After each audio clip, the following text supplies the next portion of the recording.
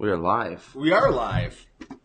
Whoa. I didn't know it hopped right in like that. I didn't know either. Well, good morning, everybody. Good morning. Episode 008. 8. 2 months of Rise and Grind. That's crazy. 8 weeks. I mean, 2 months of doing the show. Yeah. Far more than 2 months That's for rising sure. and grinding. Yeah. Right? Factual. My coffee's too hot today. So today we're talking about the power of consistency. And I think, by now we should have a little bit larger audience than just Facebook, right? Yep. We're all up on your favorite podcast apps. Sadly, we're not on Google yet, but I know we're on iTunes, Overcast, Stitcher, Anchor, probably a couple other ones out there. That I think kinda we're on share Podcast Addict, too. Podcast, Mhm. awesome. And as well as YouTube. Nice. So check us out. There's no excuses exciting. now. Yeah. If you are listening on a podcast, help us out. Give us a rating. It doesn't have to be 5 stars, but we appreciate 5 stars if you're getting value of it. It has to be 5 stars. Fair enough. Excellent. Hi, Hi, Heather. Thanks for joining us. Wonderful. Cool. So today we're talking about the power of consistency. And you know what? We were, in our show notes, we were kind of keeping this positive, but I think we can hit the opposite side of this today as well, on how consistency can be a bad thing. Consistency being a bad thing. We'll talk. You have to lay that on me, Slim. We'll talk. All right. So make sure you're commenting on this post with the word key, and we will enter you into a drawing to win an amazing book on creating habits that stick. Mini habits. It's short. You can read this. I don't know how to read. Probably an afternoon. I'm illiterate. No, I'm just kidding. It is 119 pages of really big text. Like no reading glasses needed. So, awesome. All right. So consistency, the power of consistency. What is the power of consistency, Perry? We talk about it with habits. We can talk about it with good habits or bad habits. Hence why I said, we could go either direction with this. But that's true. How, consistency really affects success in anything that you're doing, right? So the last bunch of episodes we've been talking about, creating goals and creating our schedules and all that different things, right? Trying to get better sleep. All of the things that we've been talking about, I think are great, right? Really great ideas there. But unless you can make it a habit and become consistent with it, it's never going to work. Yeah. If you want episodes 1 through 7 to be effective, you have to be consistent at it.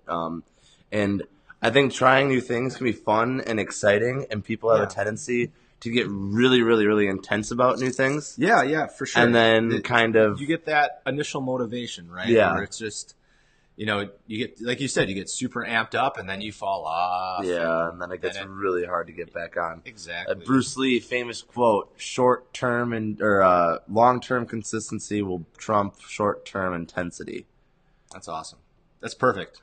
I don't fear the man who's trained 1,000 kicks. I fear the man who's trained to kick 1,000 times. Right? And my little tidbit with consistency and why I think most diet, it doesn't matter what diet you're on. Yeah. Because I've done 2 polar opposite diets. I was vegan for an entire year, and then I ate ketogenic for quite a long time. But a non-vegan version of ketogenic. A non-vegan version of ketogenic, like meat and cheese. Steaks. As not vegan as it gets. And in both aspects, I was consistent at them all the time. And I stuck to that regimen. I stuck to that diet plan. Good results. I got awesome results, right? So I think as long as you find an eating program that at least seems healthy and you can stick to it, I think you'll have success there. I don't think it matters what you're doing. A lot of people get so caught up in what diet they're on. Yep. Like they don't think about am I Whole30? I'm paleo. It doesn't even need to. Vegan. I'm vegetarian. I'm a pescatarian or whatever. Like, it doesn't even need to be a diet, right? It could just be good choices around food, right? And anytime you eat something, you have the choice if you want to put it in your mouth or not. Yeah. Or swallow it. I mean, you could just eat ice cream and then just spit it out like a wine tasting event. That's true. Ice cream tasting event. Ice cream tasting. But yeah, if you can make consistent, good choices around food, it will be effective in helping you achieve your goals, whether it's weight loss, weight gain, building muscle, or whatever it may be, right? And the same thing goes for working out as well. I've seen far too many times where, people get super, super amped up at first and they go super high intensity, but that high intensity makes it hard for them to be consistent because they burn themselves out so fast. You see that in the jiu-jitsu world all the time. Somebody will come in off the street, they'll sign up for classes, and then they're doing 5-6 classes a week. Which is awesome, but you need to pace yourself. And then they're like, I can't move my hands and my legs hurt. I'm like, well, because you just destroyed yourself having gotten off the couch and done 8 hours of martial arts in a week. Balls to the wall. Yeah, it's hard. Balls to the And then walls. so you get discouraged and people quit. You see it all the time. And in fact, I want to say the attrition rate for martial arts is probably caused by that. It's caused by that short-term rush of intensity with the inability to plan for consistency. Yeah, definitely. And I think, what I always recommend people is you can do it every day, and you should do it every day. When you're trying to do something new, do it more often than not. Yeah. Aim for every day. Be happy with 5 or 6 from there. But don't go all out. Like if I want to get good at push-ups, I'm going to use push-ups as an example. And I haven't done push-ups forever, right? I'm not going to sit down and do push-ups until I can't do push-ups anymore, because for the next 5 days, I'm not going to be able to do them. Yeah. Right? I'm going to feel like my chest is falling off my body and I just want to cry because my muscles are so sore. So the recommendation would be start small and build, right? Yeah. Be consistent and build. Your intensity shouldn't lie with the activity that you're doing. Your intensity should lie with your commitment towards a new habit that you're building. Does that make sense? Right? Yeah, totally. I want to be intense about Repeat that for me. I don't even know if I can say that again. Yeah. Your intensity shouldn't lie with the activity that you're doing, but what did I say? It should ally with. I don't know. What did you say? It sounded so It was good. too good. It's too good. You're going to have to replay the video. Podcast episode 30 seconds back. Yeah. Hit it. Okay. Hit it and live it. I'm going to quote it though. But I mean, essentially what we're saying is start small, build, but be consistent with it, right? Yeah. And what's the number of days for something to become a habit? 21. 21 days to a habit. 3 weeks. Do it every day for 3 weeks, and you won't even think about it anymore. You'll just start doing it. Right? And that also doesn't mean, I think some people, don't do it 21 days in a row and then stop doing it because you're like, I made it to 21 days. You got to keep doing it. But it doesn't even have to be the activity that you're doing. Like if it's go to the gym, 5 or 6 days a week. If you can't make it to the gym, it doesn't have to be the gym because your real goal is to get better shape, become a better human. Do 3 push-ups. Do something. Like Flossing. do 1 push-up. Yeah, floss. It doesn't have to be insane, like we're saying. It just needs to be small. That's why, and if you guys don't win, I'm going to be giving quite a few of these copies away to you people who comment with Key. Habits. Read this book. It's really good. Mini Habits by Stephen Geise. This is him. Steven Juice. You can see he's now on our podcast guest. Shout out. Check this out. It's really good, and it talks about how to start small and it escalates to something big. It's the ripple in the water.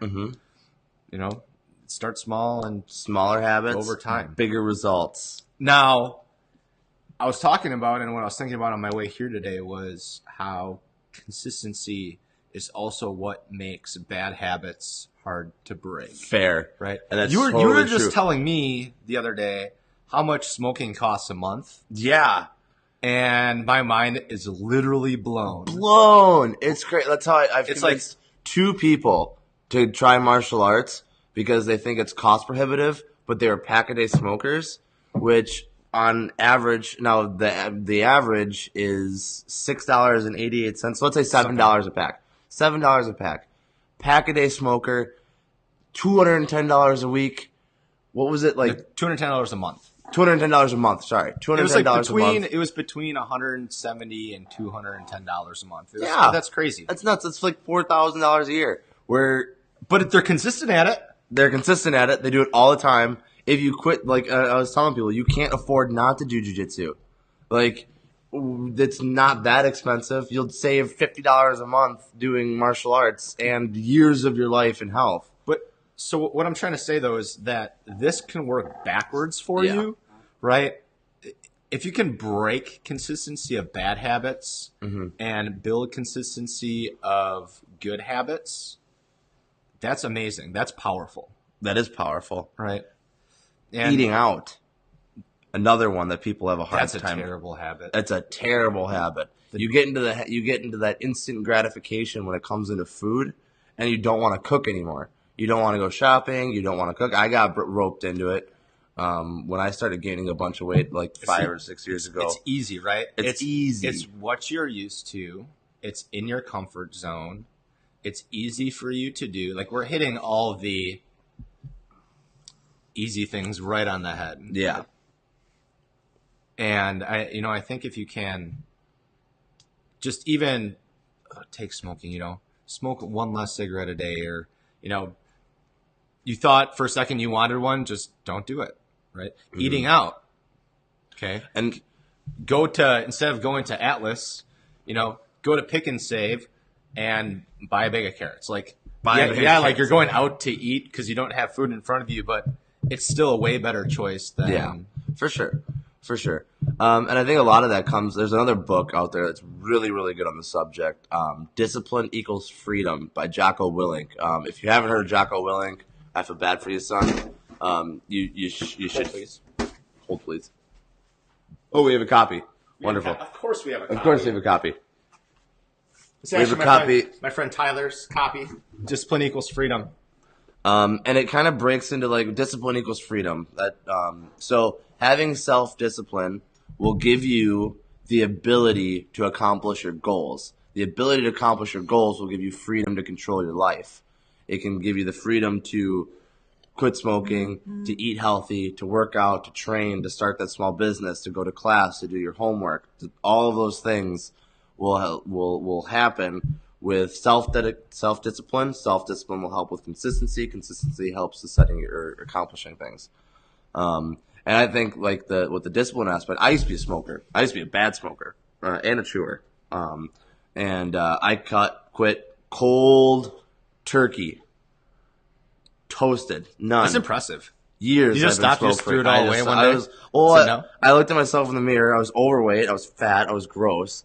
And I'm like, Oh, you're still gross. I'm unhealthy. I'm still gross, but I'm like, I'm unhealthy. And I'm just doing this for no reason. Like, I'm giving myself a crutch to lean on.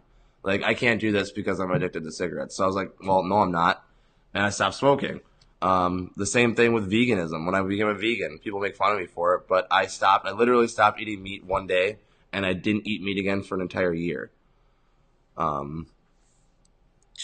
Yeah, that's how I am with things. You're intense. I'm consistently intense. You're consistently intense. I love it. Well, how do you stay consistent? Do you have any tricks for us? It was knowing what I wanted. It was being explicit with my goals, which we've talked about, and knowing that I wanted to achieve those things.